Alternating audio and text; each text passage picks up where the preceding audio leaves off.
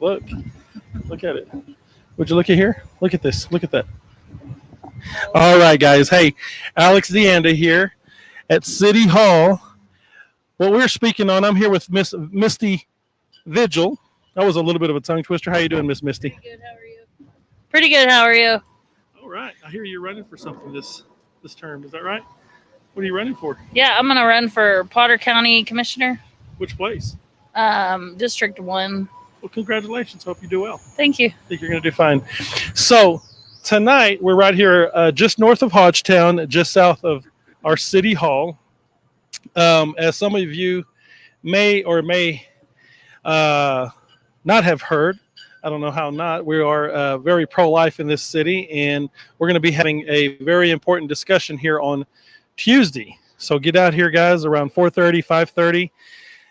There will be a very important discussion having to do with really just saving the lives of the most vulnerable, and that's the babies in the womb. What's your position on that, Miss Misty? Yeah, the I guess the thing that they're trying to pass, it goes a little further than that. It talks about, I guess where they send the body parts, right? Yeah, do you know? It's pretty egregious. Yeah.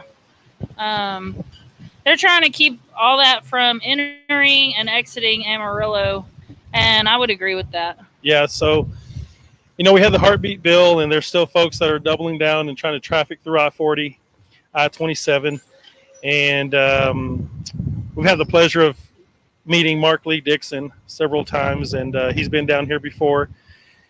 He's a very huge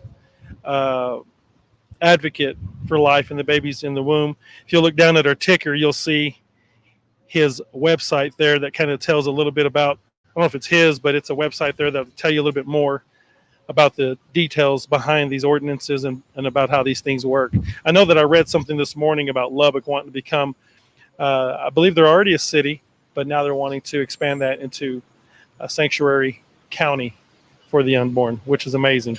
So you guys, there's commissioners there that you guys can reach out to. I'll put it on our Facebook page, and you can make those phone calls. But again, this Tuesday, Misty, it's very, very important that a lot of people come out and show support, because the voice of the voiceless has to be us. And I've been an advocate for the children in the womb for the longest. And the thing is, I just don't understand how some that are for continuing these heinous acts say that they're for social justice at the same time.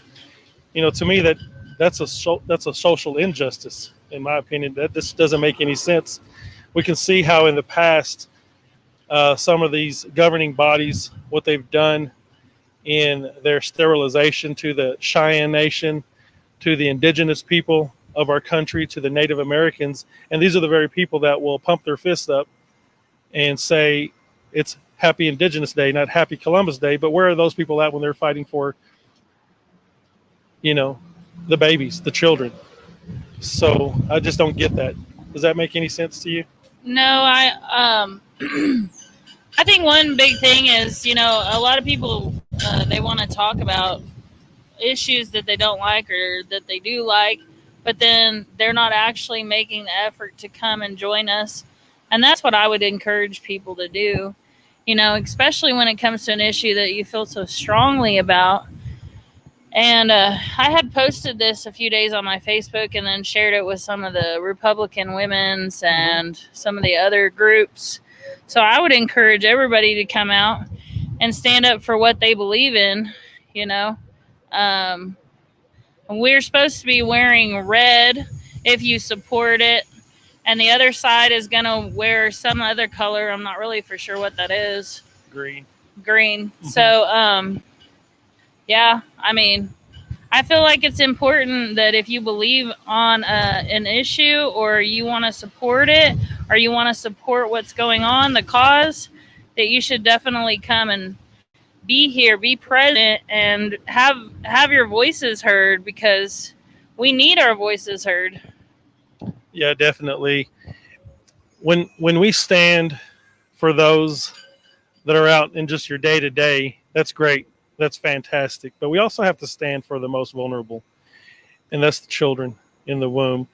And it's just become a trafficking situation that, they're going to use our streets here in Amarillo, Texas. And I know that we're better than this. I know that we are, and I know that we have plenty of pastors in this city, plenty of folks that are God fearing, that will show up and just not stand for this type of activity. The news doesn't really talk too much about it because it is that egregious, and I think in some factors they don't talk about it either because they want to keep it under wraps as well. But nonetheless, you're hearing it from us, and please get out Tuesday.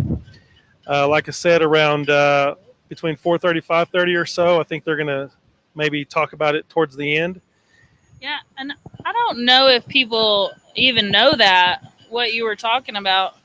There are videos and there are news reports and there are whistleblowers talking about how they kidnap children and then they use them as sex slaves and then human traffic them. And then when they're done with them, they sell their body parts on the black market. Wow.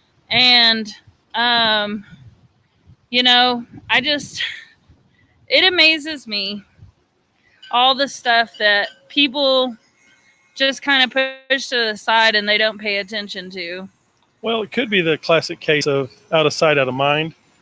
When you were growing up, we'd see the starving children in Africa and we would just change the channel. We almost felt as if, well, that means it's not happening. But guys, it's happening. It's happening here in America. And we've got to stand up for the voiceless. Let's stand up for the children in the womb.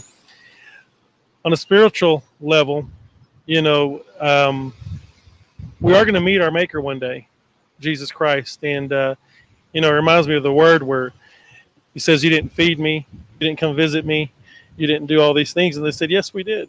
Yes, when did we not? And he says, "When you didn't do these to the least of these, you've done this to me." So that's a serious moment, and there's nothing special about myself or Misty. Me personally, I feel a conviction to stand up for the voiceless. I'm not saying that you guys that don't show up don't feel that, but I would just hope that you guys would be compelled and pay to be present for this situation. It's very important. I hope everyone comes out and you don't even have to say anything. Just being there, your presence, just being there says so much. Yeah, for sure. Well, we're going to continue to lift up Mark Lee Dickson in his battle and his fight for these things. Very commendable. The things that he's doing. I just barely heard about him about 2 years ago. And it sounds like he's really making a big difference. And so, guys, please, I encourage you to go to the website, sanctuarysitiesfortheunborn.com. Find out a little more about what's going on. I'm sure he would be more than happy to reach out to your church and come to a visit to speak on these matters. We really got to make sure that we're standing up and fighting the good fight. Any last words? No, thank you. All right. Well, hey, thanks, guys. And hopefully we will see you Tuesday. We love you. We thank you for your time. And God bless.